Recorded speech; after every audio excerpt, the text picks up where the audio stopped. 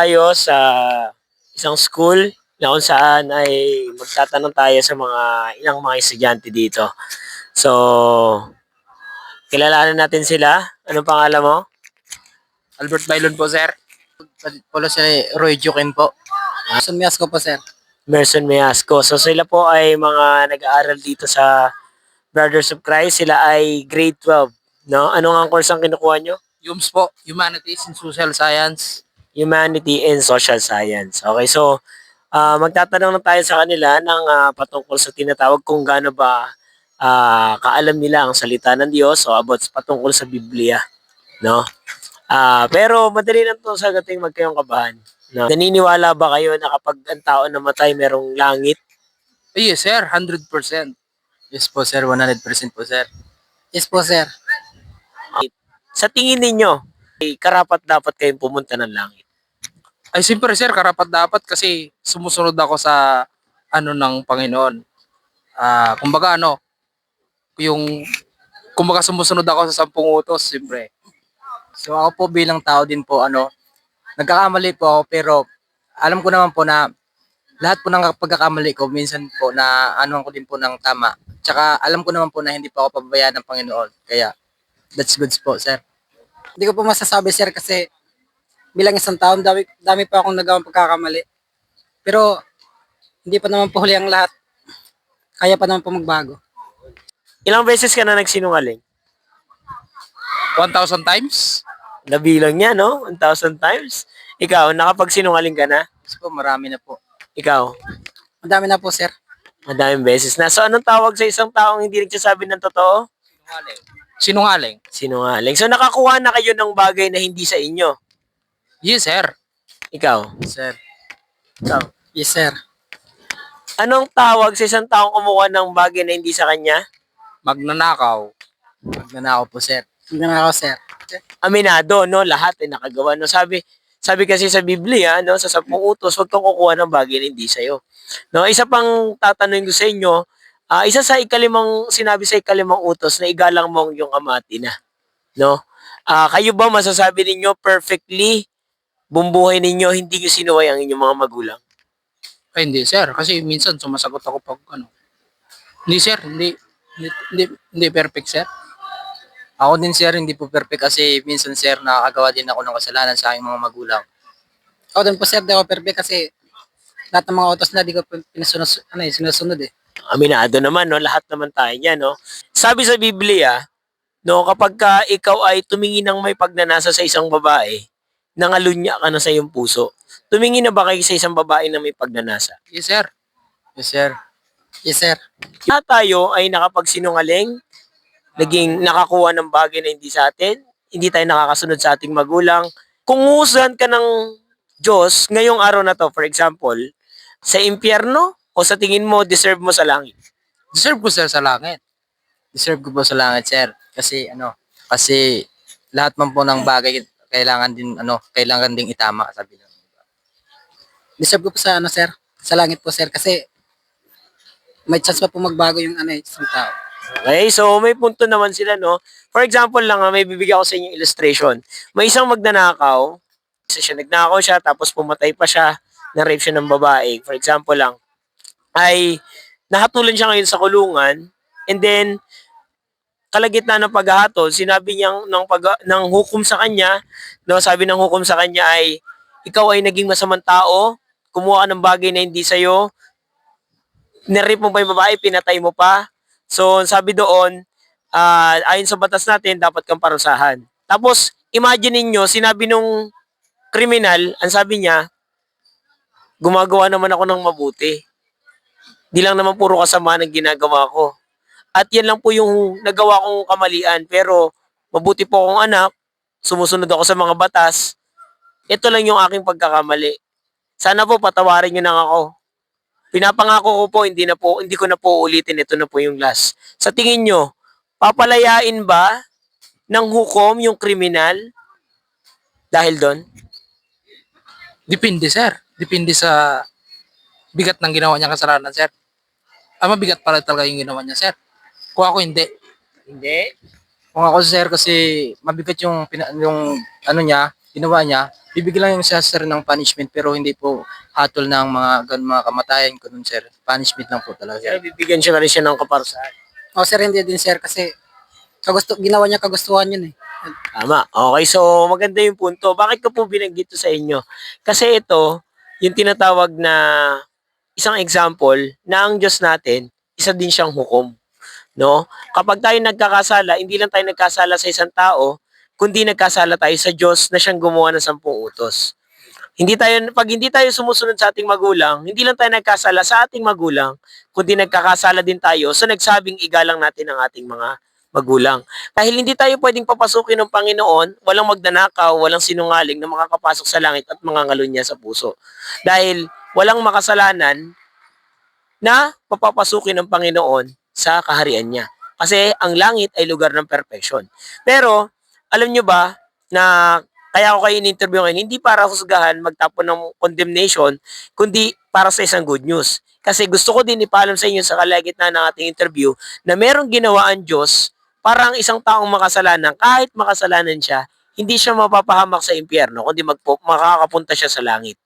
Alam nyo ba yung ginawa ng Diyos na paraan para ang isang tao kahit makasalanan siya ay pupunta siya sa langit? Ano yung ginawa ng Diyos sa tingin niyo?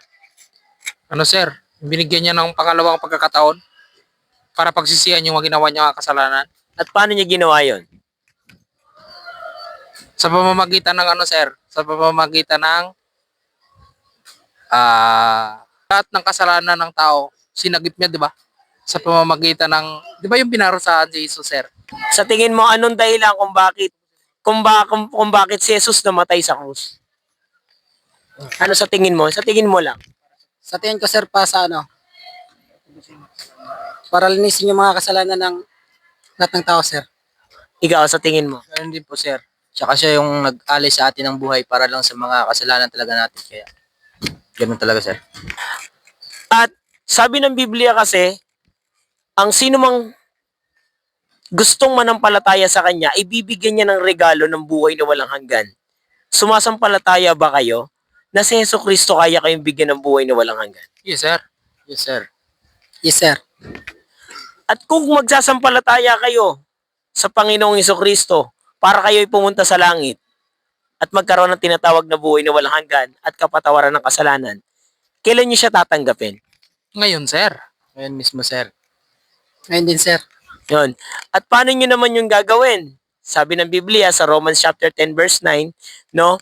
Ay kapag ipinahayag ng ibibig na si Jesus ay namatay, inilibing at muling nabuhay, at tinanggap mo ng iyong buong puso, ikaw ay maliligtas. No? Bago tayo magtapos sa ating interview, tayo muna yung mananalangin saglit. No? Ito yung panalangin na to ay panalangin ng pagsisisi at pagtanggap sa Panginoon. Okay lang ba? Okay. Tandaan nyo, walang magic prayer para pumunta sa langit. Hindi tayo pupunta sa langit kasi magpipray tayo dahil nagpray ka. Kundi, yung tunay na pananampalataya mo sa ating Panginoon. Pero gagabayan ko kayo sa panalangin, pero dapat damdamin nyo ng inyong buong puso na asip naniniwala kayo ng buong puso sa bawat ipapahiwatig ng inyong bibig nang may kasamang pananampalataya. Dahil ang sabi ng Biblia, ang daan patungo sa langit ay ang pananampalataya kay Jesus. Okay lang? Ready na kayo? So, ito yung panalangin. Tayo pipikit. Sabihin nyo, dakilang Diyos.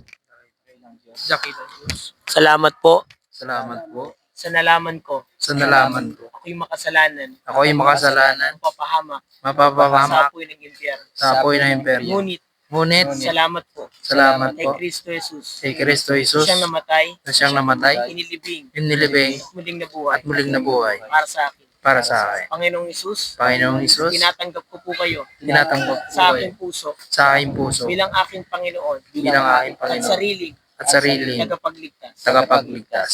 Salamat po Salamat sa po dugo niyong nadanak sa dugo niyang nadanak sa krus ng Kalbaryo. sa cross ng Kalbaryo. At tinatanggap ko po At tinatanggap ko po ang inyong regalo ang inyong regalo na buhay na walang hanggan na buhay na walang para sa hanggan para sa akin. patawad po Patawad po sa pangalan ni Jesus. sa pangalan ni Jesus. Amen. Ngayon, sinong tinanggap mo? Si Jesus, siyempre. Sinong tinanggap mo? Si Jesus po. Sinong tinanggap mo? Si Jesus po sir. Saan mo siya tinanggap? Sa puso.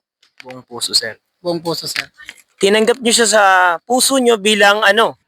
Bilang isang Panginoon na tagapagligtas. Amen. Bilang sa isang Panginoon na pagpipigtas. Bilang isang bilang isang Panginoon at tagapagligtas, sir. Kung meron na kayong Panginoon at tagapagligtas sa inyong puso, which is si Jesus Christ, saan na kayo pupunta pag kayo namatay? Sa langit. I think sa langit po, sir. Sa langit po, sir. Yun, tama. Bakit? Dahil sa tunay lang, sa katotohanan, sabi ng Biblia, ang sino mang manampalataya sa Panginoon ay hindi mapapahamak bagkus magkakaroon ng buhay na walang hanggan. Sabi, kung lahat ng kasalanan binayaran ni Jesucristo, lahat ng kasalanan sa mathematics, ilang percent yun? Ilang percent yun lahat? 1,000?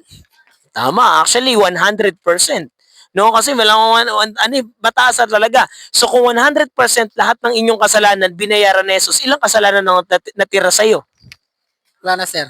Exactly. Ngayon, kung wala nang natira sa iyong kasalanan kasi binayaran na ni Jesucristo sa krus ng Kalbaryo, pag ikaw namatay, saan ka pupunta? Sa langit, sir. Kung babase tayo sa ating ginagawa, hindi tayo maliligtas. Kasi ang sabi ng Biblia, sa Epeso Kapitulo 2, talatang 8 hanggang 9, sabi doon, kayo'y mga liligtas hindi sa pamamagitan ng inyong mga mabubuting gawa, kundi sa pamamagitan ng pananampalataya.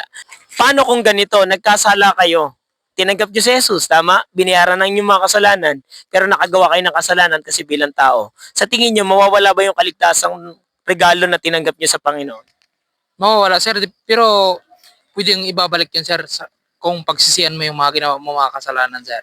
Okay, ikaw sa Kaya, tingin sir, nasa tao, sir, kung pagsisihan mo talaga yung mga kasalanan mo din nagawa mo. Kaya okay, ikaw. Yes, sir, mawawala po yun, sir, kasi di ka gumawa ng kumbaga di mo sinuklian din, sir. O kumbaga parang na may punto nga naman kayo, no? Ulitin nga lang natin, no? Ilang kasalanan yung binayaran ni Jesus? 100% sir? So, marami. So, ibig sabihin, dun sa marami ba na yung kasama bang binayaran ni Jesus dun yung kasalanan mo for next week? Yes, sir. For next year? yes, sir. For next year? Yes, sir. Eh hanggang yung kasalanan magagawa mo bago ako mamatay, kasama bang binayaran ni Jesus yun? Yes, sir. So, ibig sabihin, lahat ng kasalanan mo binayaran ni Jesus. Kapag ka ikaw nakagawa ng kasalanan bukas or susunod pang panahon, babawiin pa ba ng Diyos yung buhay na walang hanggan? Hindi na, sir. Exactly. Hindi na binabawi ng Panginoon dahil regalo nga eh. Walang regalong binabawi. Motivated ba kayo na gumawa ng mabuti? O mas motivated kayong gumawa ng masama dahil nalaman nyo niligtas na kayo ng Panginoon? Saan kayo na-motivate? Gumawa ng mabuti, gumawa ng masama? Siyempre gumawa na mabuti, sir. Gumawa siya ng mabuti, sir. Gumawa ng mabuti, sir. Okay, so hindi ibig sabihin, hindi totoo na kapag ka ikaw ay tumanggap sa Panginoon at nalaman mo ligtas ka na, gagawa ka ng maraming kasama kasi total ligtas na naman ako eh. Kundi makikita natin, mas lalo ka magiging motivated na gumawa ng mabuti. Hindi dahil para maligtas ka, kundi dahil nalaman mo niligtas ka na ng Panginoon.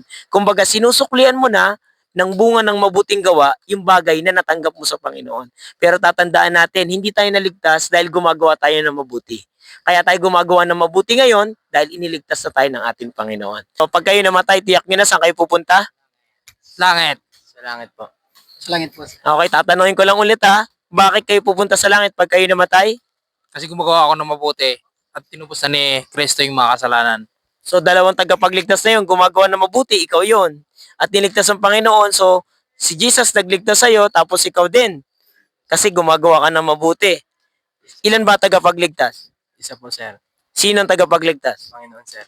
Sino yon? Si Jesus, sir. Si Jesus Christ. So ibig sabihin, hindi pwedeng ikaw at si Jesus, kundi si Jesus lang. No?